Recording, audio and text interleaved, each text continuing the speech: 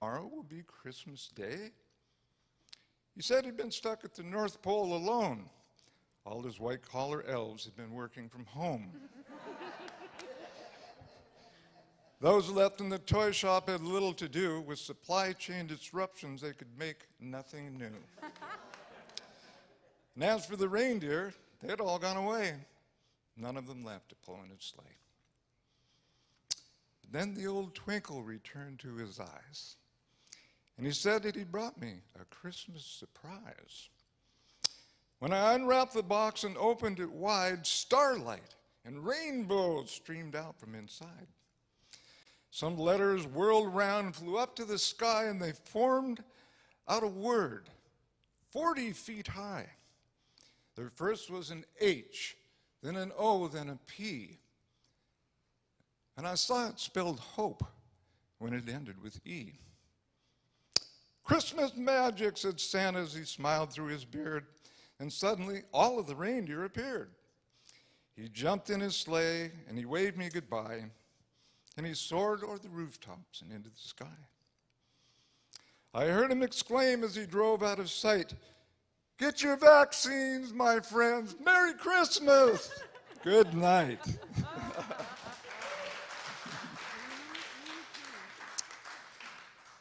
Then I went back to sleep and had a sweet Christmas dream of a world when we'd finished with COVID-19.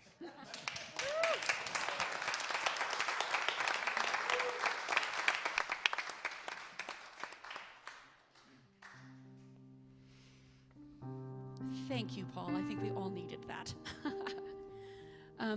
So we're heading towards our 3-minute meditation period, and it's a good time to set aside all those distractions. Put your phone on silent or turn it off.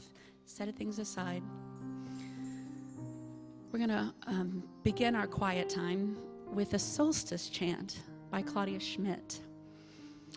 It is a call response, and I'm going to sing a line, and then you'll repeat it.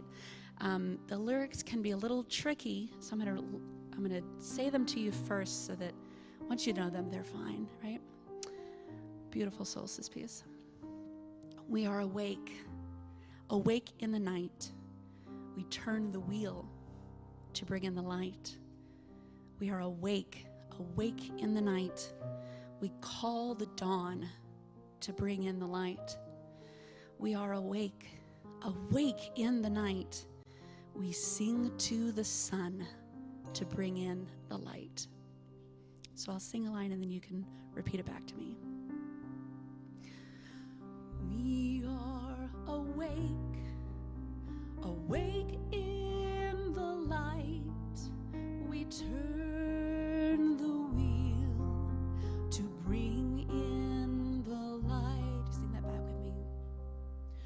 We are awake, awake in the night. We turn the wheel to bring in the light. Right, here's another one. We are awake, awake in the light. We call the dawn to bring in the light.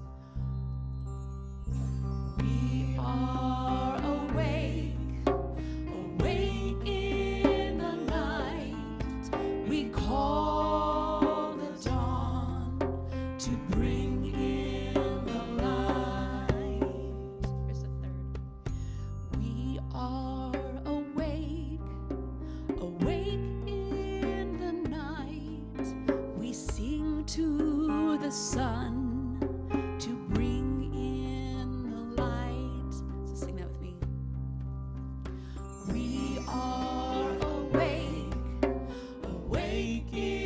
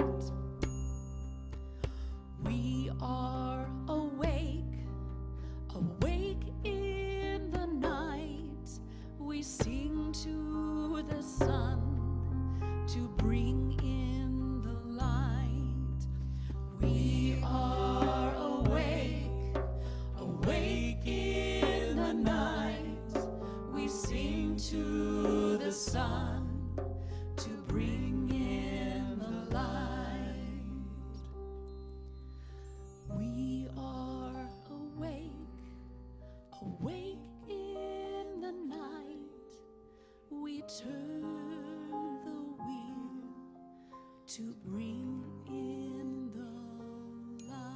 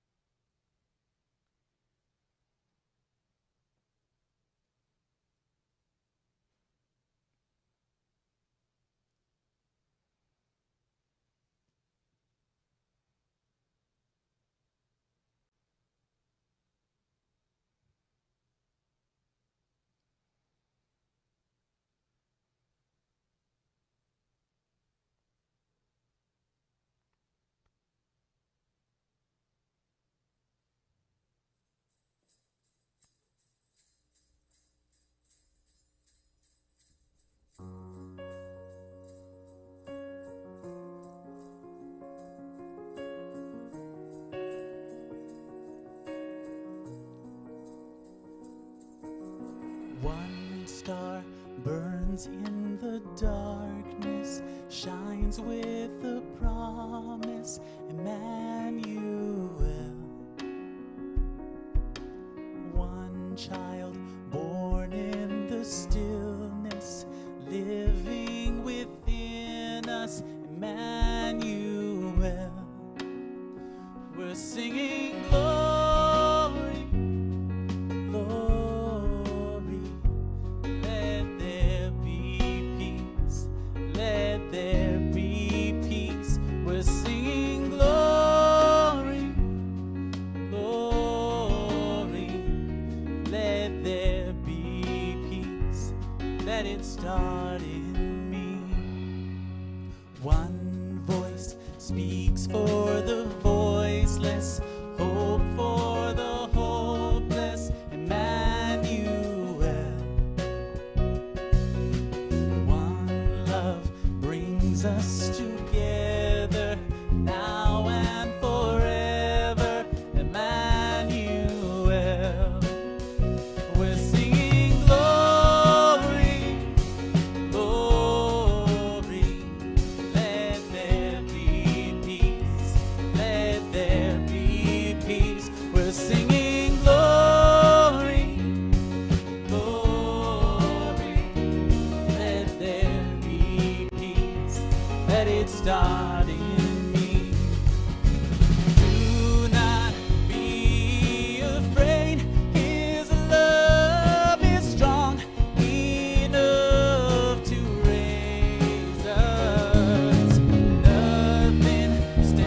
in the way. His love is strong enough to save us. Do not be afraid. His love is strong enough to raise us. Nothing stands in our way. His love is strong enough to lead us. Glory, let there be peace. Let there be peace. We're singing glory, glory. Let there be peace. Let it start in me. Singing glory, glory. Let there be peace. Let there be peace. We're singing glory, glory. Let there be peace. Let it start in me. Let there be peace. Let it start in me.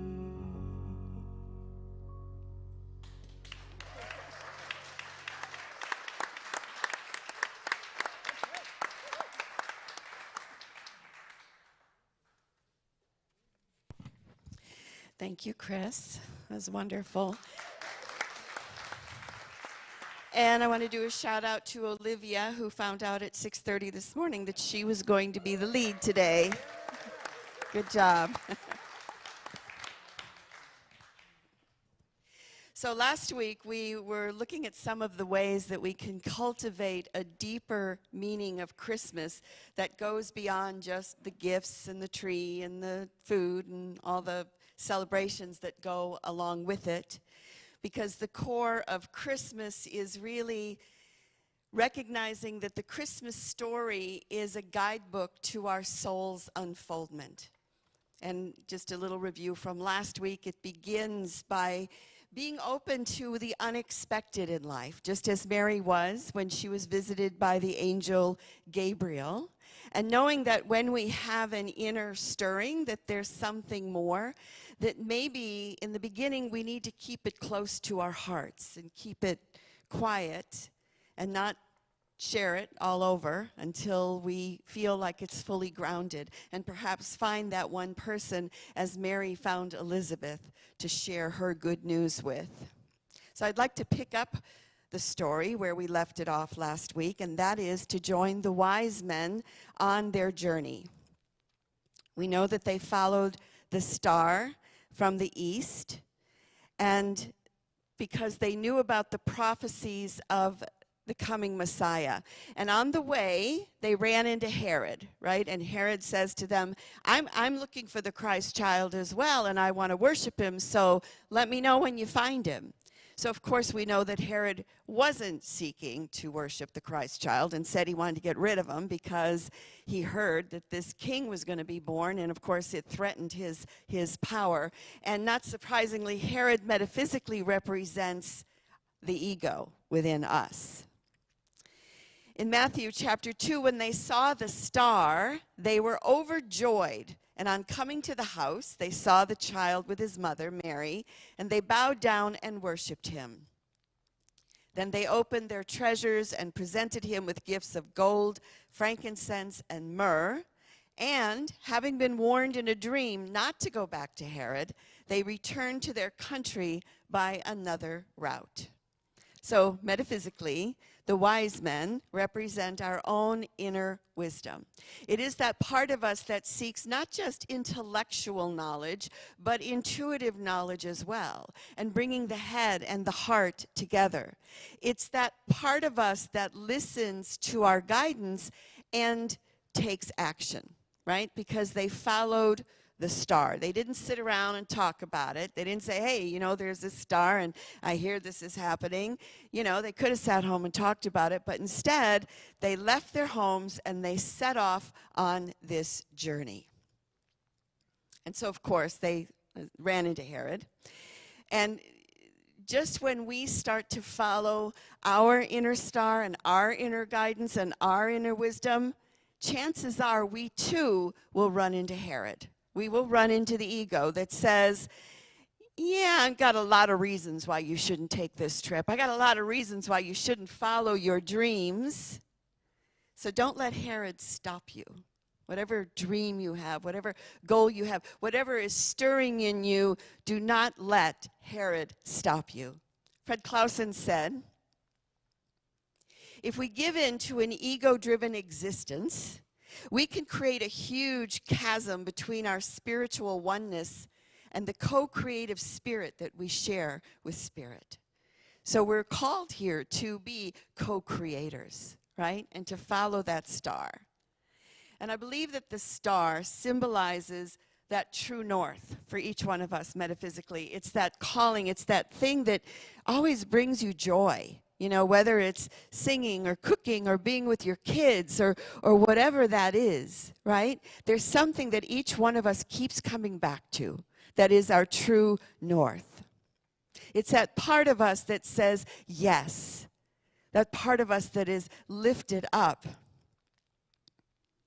Bill George said, your true north is the internal compass that guides you successfully through life. It is your orienting point, your fixed point in a spinning world that helps you to stay on track. What in your life has been a consistent theme that continually runs through your life? What is that for you? What is that thread? Because when you follow your true north, your star, then it leads you to who you are and who you're called to be and to that soul's full expression of that. And the thing is, you know, we can have all the wisdom in the world, but if we don't put it into action, it just stays in our head. So what actions do we need to take? Steven Spielberg has a just redone West Side Story. And I think his life story is so interesting because he's a great example of someone who followed his true north, right? Like from the time he was a kid, he was making 8mm movies. And he used to film his train sets, and they'd crash and stuff, and then he'd like film these train disasters, I guess. Apparently he charged his friends to see these films. So in 1965, he was visiting Universal Studios. He's young. And he met a man named Chuck Silvers, who was an executive in the editorial department. And Silvers liked him. And he said, you know, why don't you come back sometime? So the very next day, Spielberg shows up. Now, of course, you could never get away with this stuff today, right? But he dressed in a dark suit, and he was carrying his dad's briefcase. And the only thing he had in his dad's briefcase was a sandwich and a candy bar. And as he goes up to the guard at the gate, he just sort of waves at him, and the guard just waves back, and he was in. He said, for the entire summer, I dressed in my suit, and I hung out with the directors and the writers, and the only person who knew who he really was Silvers, the guy who initially invited him to come back. And he said, you know, I even found an office that wasn't being used, and I became a squatter. He said, I bought some plastic tiles, and I put my name in the building directory. Steven Spielberg, room 23C. And so the rest is history. We know the rest of the story. But we see that his true north was filmmaking, and he followed his star by taking action, a little boldly, right? So what action do you need to take in your life that maybe you haven't done in a while to follow that true north? So this Tuesday is the solstice. Yay. I think it's darker in Seattle than it is in other parts of the world. That could be just me, but it's so dark. The word literally means sun set still. So there's this moment of stillness that's happening in the world right? It's that space between the breaths. It's that moment of turning and shifting and moving back toward the light. Margaret Atwood, the author, said that this is the solstice, the still point of the sun. It's cusp and midnight. The year's threshold and unlocking, where the past lets go and becomes the future, the place of caught breath. So we're in that in-between space when we're at the solstice point. So I invite you, we're going to have a short meditation at the end of the talk, but this Tuesday especially, take advantage of this time to be quiet and to listen to the inner voice that is leading you home. Because this is a great opportunity to touch the font of wisdom that dwells within you. And this leads us to this month's theme. You know, the theme starts on the 20th. And that is the alchemy of wisdom. And I think it's perfect to be in the alchemy of wisdom right now, because it takes the lead of ignorance and it transforms it into a sage-like knowing. Now, I've picked this because it's Capricorn, and Capricorns are wise, and there's a lot of gravitas and responsibility that goes along with this part of the season. So what is wisdom? In James 3, but the wisdom that comes from heaven is first pure, then peace-loving, considerate, submissive, full of mercy and good fruit, impartial and sincere. Ecclesiastes 9, the quiet words of the wise are to be heeded more than the shouts of a ruler of fools.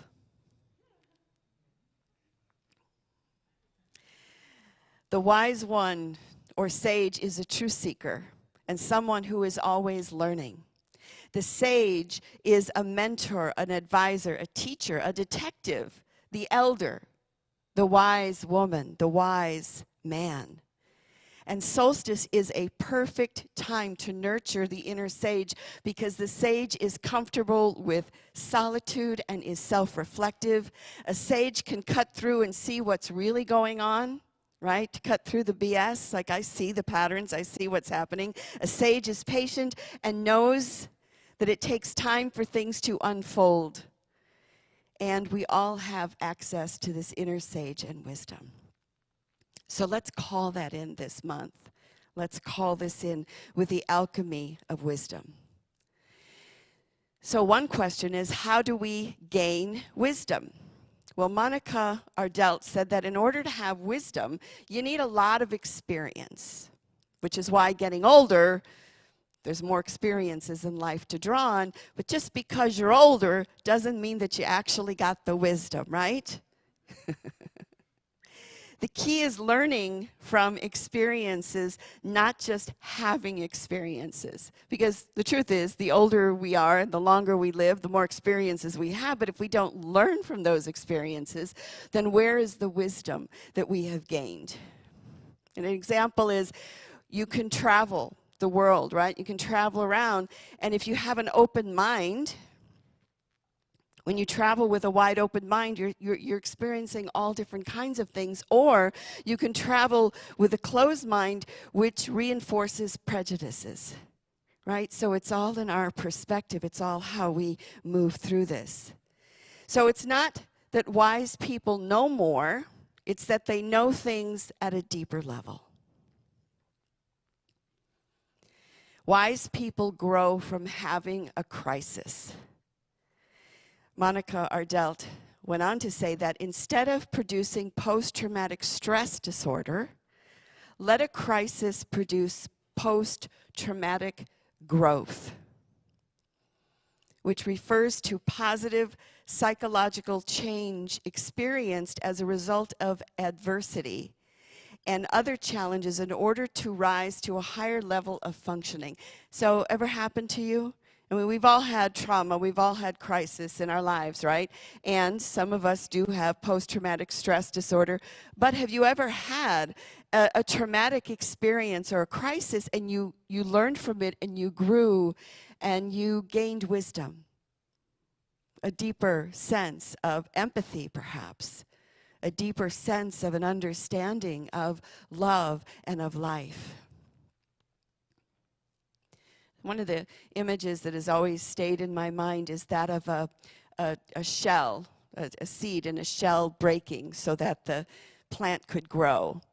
And some saying about that sometimes we need to have a breaking in order to grow, or a breaking in order to have the heart be open. And I know that in my life, that in those experiences when I have lost or when things have been traumatic, is that after absorbing them, right? It's the wisdom, it's to sit with it. I have learned something that I didn't know before, and I feel like I have learned to love on a deeper level than what I had learned before. Anybody else? Yeah. So the more that we are present to and authentic with the challenges in life, the better we are at gaining wisdom. And the sage would seek the truth in these experiences and look for the higher purpose and pattern. So our call this month, till January 20th, when we start our new theme for the year, is to deepen our wisdom, is to call forth the archetype of the inner sage, and knowing that it isn't just having experiences that give us the wisdom, but it's the learning from these experiences. So we know that Christmas is more than gifts. It's more than the tree and the lights and the meals and the family and the friends and the loneliness, right? And the sadness that sometimes goes with this season. But it's about discovering the core of Christmas, of looking at the different elements and saying, okay, so how is this the unfoldment of my soul? Is there a stirring in me? Is there a calling to follow my inner star, to follow that true north? Eric Butterworth said that Christmas has little magic in it when we are just looking backward to worship a child in the manger. Magic is found by looking forward to that day when our own Christ child may unfold in our lives, a time to look inward to its presence right now. So on Friday, we will be celebrating this light with our candle lighting service. We're celebrating that birth of the Christ light that is within us. So I invite you to join us for that. It's going to be a wonderful experience. And finally, again, Tuesday is the solstice. And I think that, we get busy. What time is it? It's 7:59 p.m. or a.m.? All right, 7:59 a.m., everybody.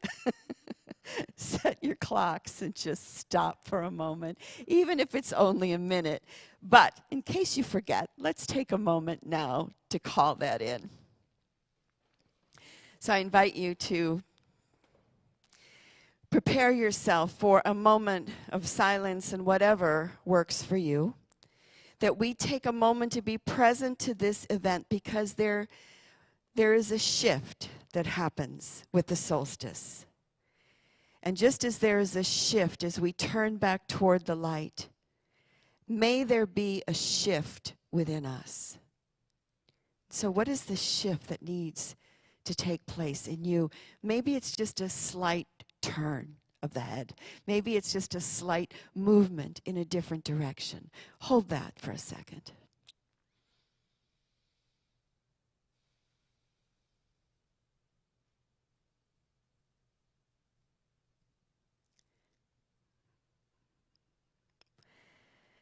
The solstice means sun set still. The solstice is the pause between your breath. So I invite you to breathe with me for a moment. Just breathe in and then hold the breath and exhale. And then breathing in and hold the pause and exhale, and do it on your own.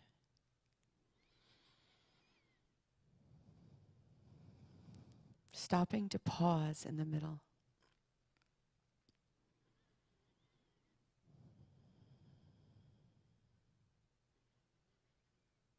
Sun set still.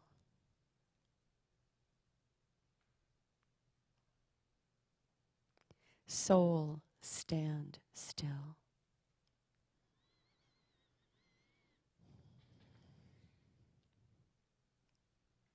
And so we turn toward the light. We take that gentle shift, knowing that the light is reborn in us, and that the birth of Christ is reborn in me. May we behold with new eyes the miracle of divine life that is present in every moment. Sun set still.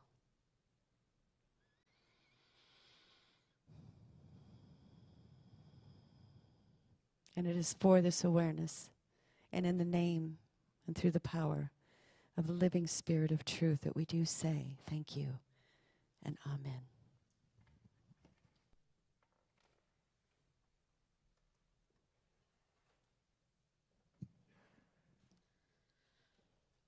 So initially, in this time slot, or in this song slot, we were going to do the song "The Christians and the Pagans," which is a great song. And there are so many words in that song, very few of which I actually know.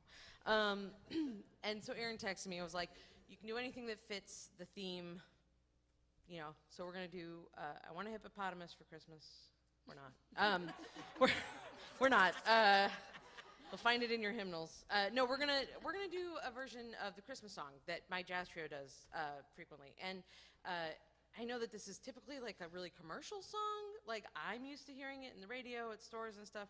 But as someone who tends to find the divine and connection in very small things and very mundane things, you know, like the smell of rain and the view of snow and like the enjoyment I see of children looking at, you know, light up reindeer and stuff like that. I feel like this song actually really does encompass that that solstice feel and that solstice power and that like stepping out of the dark and into the light and really into the like being present in all those like joyous small moments that this season provides us. So, 1, 2, 3.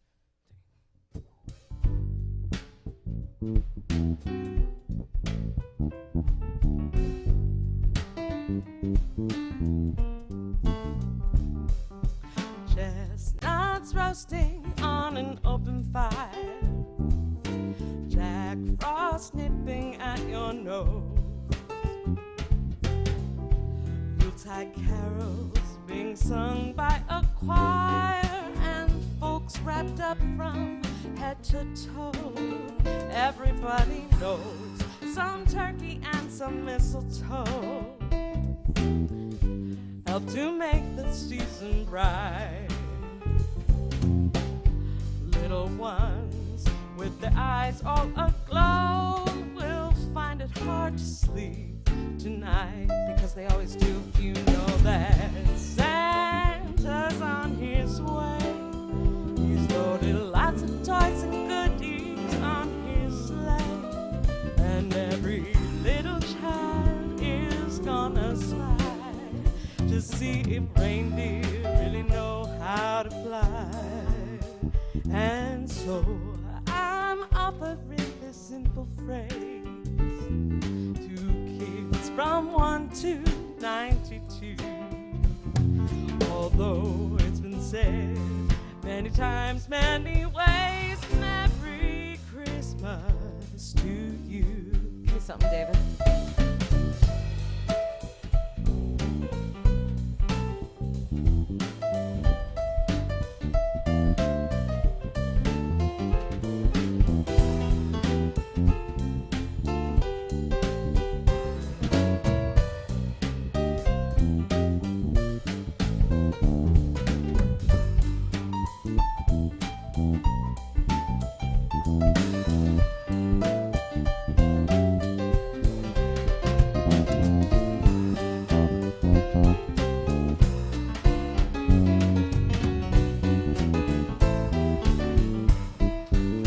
They know that Santa's on his way. He's loaded lots of toys and goodies on his sleigh. And every little child is gonna spy to see if reindeer really know how to light up the sky. And so I'm offering this simple phrase to kids from 1 to 92. Although it's been said many times, many ways, Merry Christmas, Happy Kwanzaa, Happy belated Hanukkah, Blessed Solstice, Merry Christmas to you.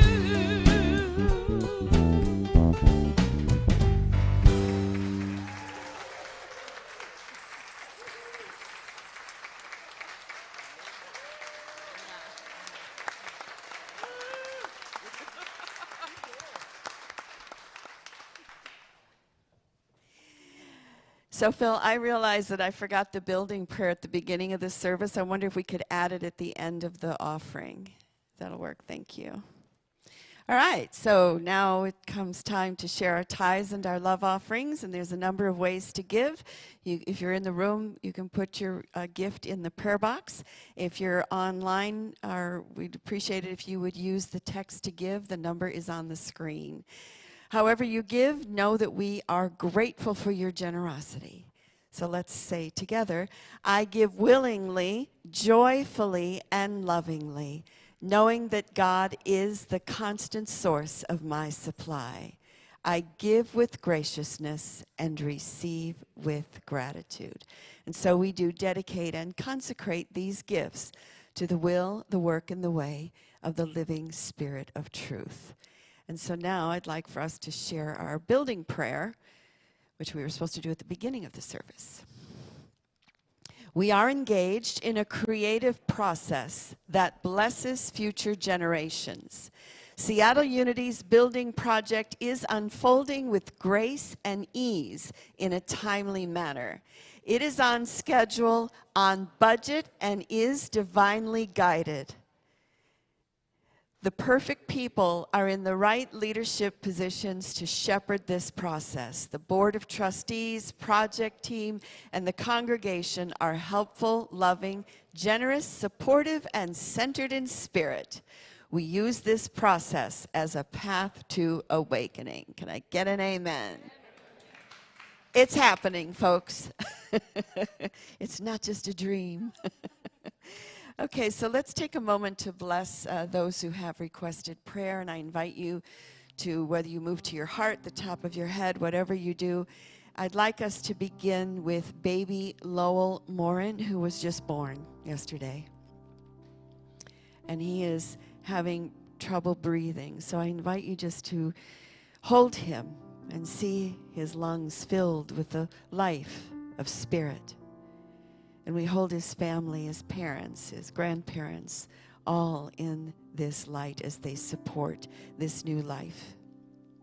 We hold and we bless Mark and Penny, Evelyn and Carolyn.